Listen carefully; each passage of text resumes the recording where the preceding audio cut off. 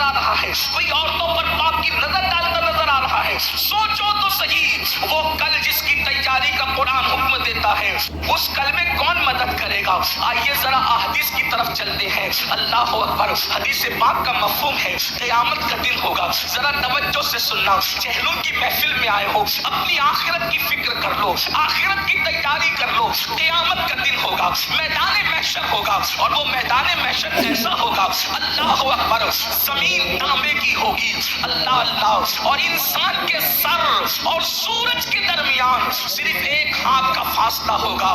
آج سورج چوتھے آسمان پر ہے اور پیٹ کی طرف سے چمک رہا ہے، اس دن پیٹ کی طرف سے نہیں چمکے گا، اس دن چہرے کی طرف سے چمکے گا، اور کتنی دور پہ ہوگا؟ انسان کے سر اور سورج کے درمیان صرف ایک ہاتھ کا فاصلہ ہوگا۔ زمین تانبے کی ہوگی، پسینے کا حال یہ ہوگا، کوئی ٹخنوں تک پسینے میں ڈوبا ہے، کوئی گھٹنوں تک پسینے میں ڈوبا ہے، کوئی کمر تک پسینے میں ڈوبا ہے، کوئی گلے تک پسینے میں ڈوبا ہے، کوئی پسینے میں ڈبکیاں لے رہا ہے، کسی کا پسینہ منہ تک آ گیا ہے۔ اللہ اکبر، یہ کیفیت ہوگی اس ماحول میں، کوئی کسی کا پرسان حال نہیں۔ اللہ اللہ، ایک بیٹا ناکام ہوگا اللہ کے امتحان میں، اللہ اس کو مہلت دے گا، جا ایک نیکی کی ضرورت ہے، اگر تو ایک نیکی مانگ کر کسی سے لے آ تو میں تجھے جنت عطا کر دوں۔ دھیان سے سننا، غفلت کی مارے، غفلت میں زندگی گزارنے والوں، آج بڑی آسانی سے لوگ کہہ دیتے ہیں ارے مولانا قیامت میں جو ہوگا دیکھا جائے گا۔ یاد رکھو، کیا دیکھو گے قیامت میں؟ آج ہمارے ممبروں سے کچھ نادان لوگ یہ بات کرتے ہیں ارے محشر میں تو جو ہوگا دیکھا جائے گا۔ میں کہتا ہوں میرے بھائی، ہم کیا دیکھ لیں گے؟ یاد رکھنا، شاعری کی دنیا الگ ہے، حقیقتوں کی دنیا الگ ہے، لفاظیوں کی دنیا الگ ہے، حقیقتوں کی دنیا الگ ہے۔ آؤ محشر میں کیا ہوگا قرآن اور حدیث کی روشنی میں سن لو، اور ہو سکے اور سے چہلم کی محفل میں آنے والوں، اللہ والوں کے قدموں میں آنے والوں، ذرا غور اور فکر کر لو، ہم نے آخرت کے لیے کیا روانہ کیا؟ ایک بیٹے کو حکم ہوگا، جا ایک نیکی کی کمی ہے، اگر ایک نیکی تو لے کر کے آئے ہم تجھے جنت عطا کریں گے۔ بندے کے لیے وہ سوچ کا مقام ہوگا، اس موقع پر، اس مقام پر ایک نیکی کون دے سکتا ہے؟ اس وقت تو اس کو خیال آئے گا، میں بطور مفہوم بات پیش کر رہا ہوں، اس وقت تو اس کو خیال آئے گا پوری کائنات میں اگر سب سے زیادہ مجھ سے کوئی پیار کرتا تھا، مجھ سے کوئی محبت کرتا تھا، وہ میری امی تھی۔ جب میں مایوس ہوتا، میری پیشانی پر مایوسیوں کی لکیریں دیکھتی تو ماں اپنا دوپٹہ میرے پسینے سے پوچھتی، میرے پسینے کو دوپٹے سے پوچھتی۔ کسی نے کہا تھا اور بہت اچھے انداز میں کہا تھا، میں نے روتے ہوئے پوچھے تھے کسی دن آنسو، میں نے روتے ہوئے پوچھے تھے کسی دن آنسو، آج تک دھویا ہی نہیں ماں نے دوپٹہ اپنا۔ ماں کتنی مشفق ہے، اللہ اکبر، وہ اپنی اولاد کے چہرے پر مایوسیوں کی سلوٹیں نہیں دیکھ سکتی۔ ایک ماں اپنا پورا شباب اپنے بچے پہ قربان کر دیتی ہے، ایک ماں اپنا پورا شباب اپنے بچے کے لیے قربان کر دیتی ہے۔ جو لوگ جوان ہوتے ہیں کیا سمجھتے ہیں جوان کہ یہ جوانی یوں ہی آتی ہے؟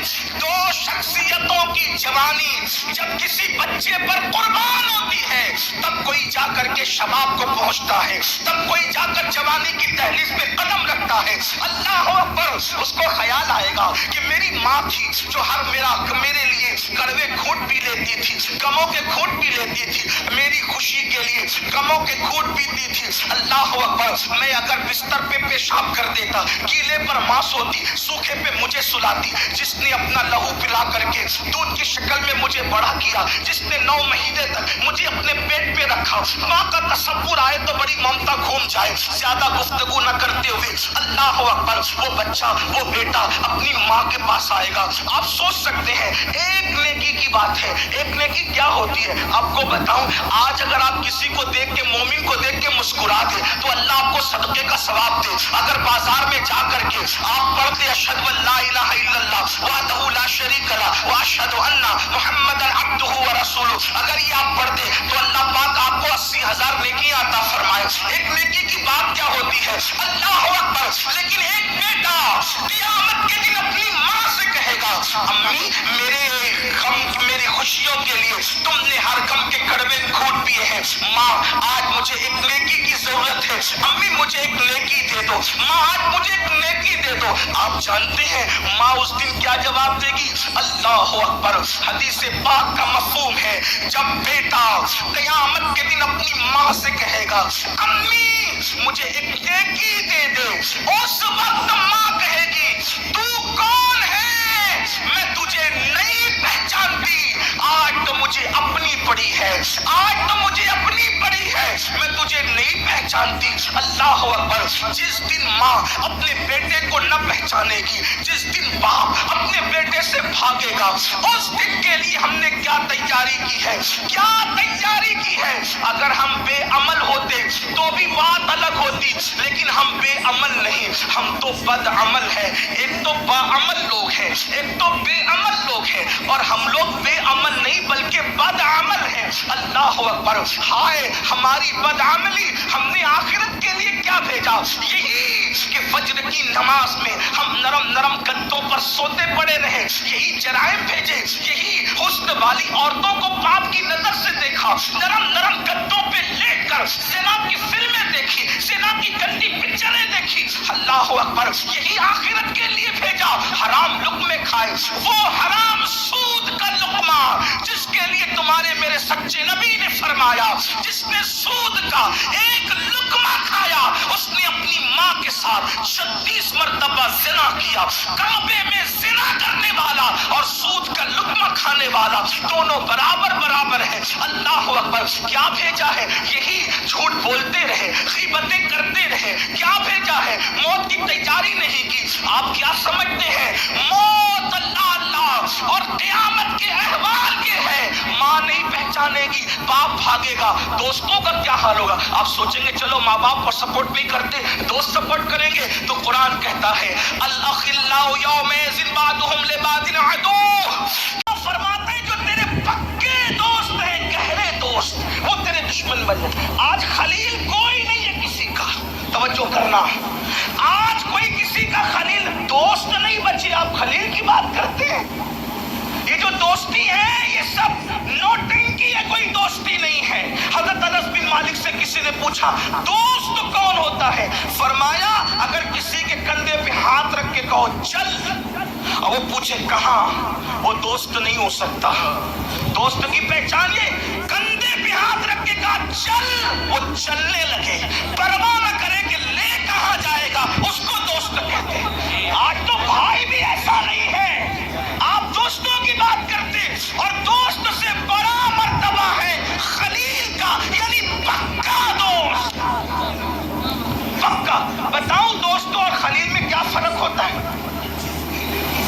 انبیاء کی جماعت میں ایک ہی شخصیت ہے جو خلیل ہے، وہ ہے کون؟ ابراہیم علیہ السلام. اب خلیل کیسا ہوتا ہے؟ 80 سال کی عمر میں بیٹا دیا اور پھر بیٹا دے کر کہا نہیں، خواب دکھایا، رکھ دے چھری. خلیل نے خواب پر تعبیر نہیں کی بلکہ یار کی مرضی ہے کہ گلے پہ چھری رکھ دی جائے تو ایک لوٹا بیٹا نہیں بلکہ یار کی مرضی دیکھی. خلیل اس کو کہتے ہیں. یار نے کہا اپنی بیوی کو وادی غیر ذی زرع میں چھوڑ دے تو کوئی کنتو پرنتو اگرچہ چنانچہ کچھ نہیں. یار نے کہہ دیا بیوی کو چھوڑ دے تو چھوڑ دے. یہ خلیل ہے، یہ خلیل ہے. اس کے بعد آپ دیکھیں جب آقا معراج سے اتر رہے تھے، توجہ کریں بڑی خوبصورت، معراج سے اتر رہے تھے تو چھٹے آسمان پہ موسیٰ کلیم تھے اور 7ویں آسمان پہ ابراہیم خلیل تھے. 7ویں پہ پہلے ملاقات ہوئی خلیل سے، پوچھا مبارک ہو، بڑی باتیں کی، بڑی باتیں کی، بڑی باتیں کی. اللہ نے کیا دیا؟ کہا 50 وقت کی نماز. کہا جائیے مبارک ہو، مبارک مبارک ہو، مبارک ہو جائیے. چھٹے پر آئے، بڑی باتیں ہوئی، ملاقاتیں بھی. کیا دیا اللہ نے؟ کہا 50 وقت کی نماز. کہا نہیں نہیں نہیں نہیں. کہا کیوں؟ کہا نہیں پڑھ سکے گی آپ کی امت، کم کرائیے. آپ سے پوچھتا ہوں حضرت موسیٰ امت محمدیہ سے زیادہ پیار کرتے ہیں یا ابراہیم خلیل اللہ زیادہ پیار کرتے ہیں؟ کون پیار کرتے ہیں؟ ہمارے رسول تو فرماتے ہیں میں ملت ابراہیمی پر مبعوث ہوا ہوں، ملت موسیٰ پر نہیں. ملت تو جتنی ہمدردی خلیل کو ہے